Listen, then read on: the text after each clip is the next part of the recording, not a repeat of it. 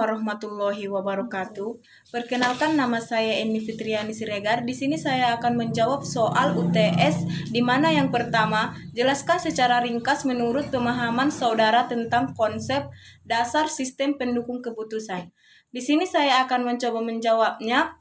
Menurut saya, konsep dasar sistem pendukung keputusan yaitu sistem yang harus dapat membantu manajer dalam membuat keputusan dan memecahkan masalah dengan dapat, dan sistem yang dapat meningkatkan efektivitas. Contohnya seperti pengambilan keputusan dengan baik dan lainnya juga dapat lebih baik. Soal yang kedua, kerangka kerja dan konsep pengambilan keputusan, yaitu ada beberapa cara untuk mengaktifasi pengambilan keputusan. Pemahaman terhadap kerangka kerja dan konsepnya dapat dibahas sebagai berikut. Sistem pengambilan keputusan. Dalam sistem keputusan tertutup menganggap bahwa keputusan terpisah dari masukan yang tidak dapat diketahui dari lingkaran. Sistem pengambilan keputusan tertutup biasanya menggunakan model kuantitatif. Dalam sistem ini, pengambilan keputusan dianggap yang pertama mengetahui semua perangkat alternatif dan semua akibat atau hasilnya masing-masing. Dan yang kedua, memiliki metode yang memungkinkan dia membuat urutan kepentingan semua di interaktif.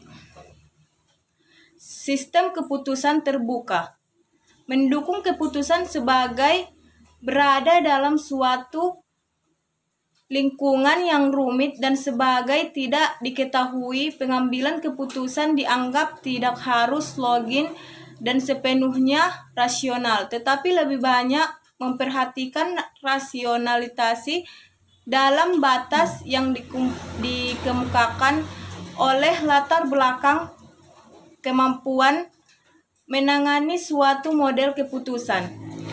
Model keputusan terbuka menganggap bahwa pengambilan keputusan yang pertama tidak mengetahui semua alternatif dan semua hasil, dan yang kedua melakukan pencairan secara terbatas untuk menemukan beberapa alternatif yang memuaskan, dan yang ketiga mengambil suatu keputusan yang memutuskan tingkat observasinya.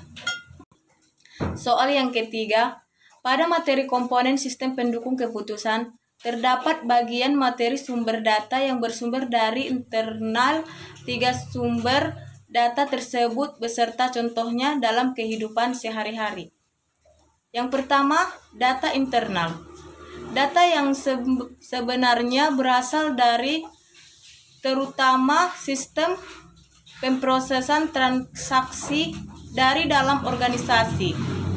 Contohnya seperti upah, gaji bulanan, jadwal pemeliharaan mesin, lokasi anggaran, biaya produksi, penjualan yang akan datang. Dan yang kedua, data eksternal. Data yang sumbernya dari luar sistem organisasi seperti data industri, data riset, pemasaran, data sensus, data kerja, data ekonomi, pajak.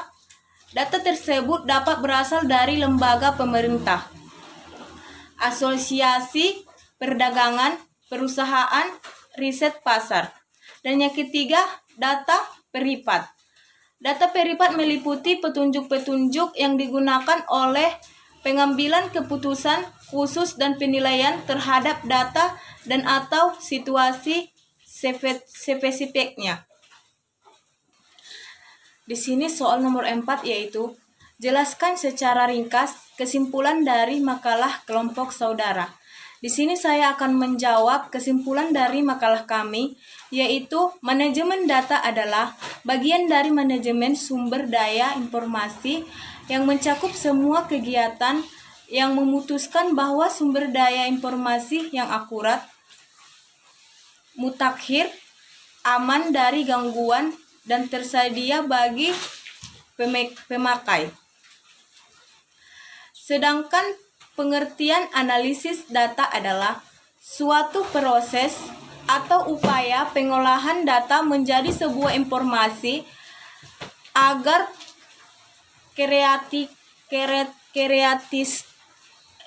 data tersebut menjadi lebih mudah dimengerti atau dipahami dan berguna untuk solusi suatu permasalahan, khususnya yang berhubungan dengan penelitian. Beberapa keuntungan analisis data adalah mendapatkan hasil pengukuran yang lebih jelas, proses identifikasi pada hal-hal yang penting dapat dilihat secara visual sehingga membantu dalam mengambil keputusan secara cepat dan tepat, dan dapat kita pahami dan dapat kita mengerti. Soal yang terakhir yaitu nomor 5, jelaskan secara ringkas mengenai contoh penerapan sistem pendukung keputusan dalam kehidupan sehari-hari. Yang pertama, permasalahan. Permasalahan menurut database dari setiap divisi di Indonesia, besaran gaji pensiun officer tidak mendapat pembagian mereka akibat informasi yang lambat diterima oleh para officer pensiunan, khususnya officer yang berada di pegunungan dan juga officer yang belum terdata masa purnanya.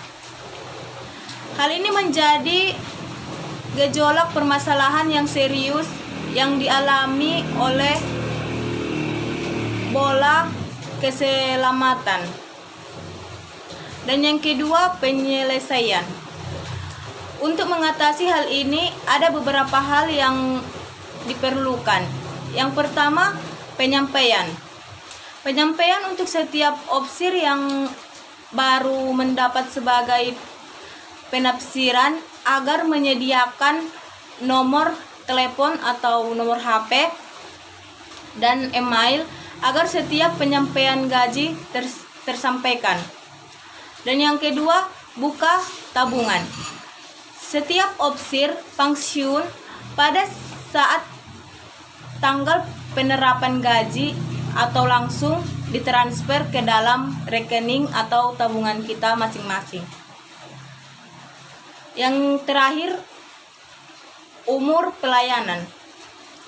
Setiap officer pensiunan memiliki pengalaman yang berbeda-beda.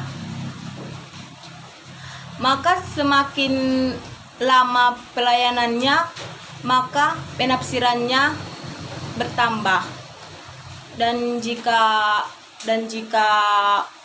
semakin dia tidak lama bekerja, maka pelayanannya itu tidak bertambah. Mungkin di sini yang dapat saya sampaikan tentang menjawab soal UTS ini. Cukup sekian yang dapat saya sampaikan. Assalamualaikum warahmatullahi wabarakatuh.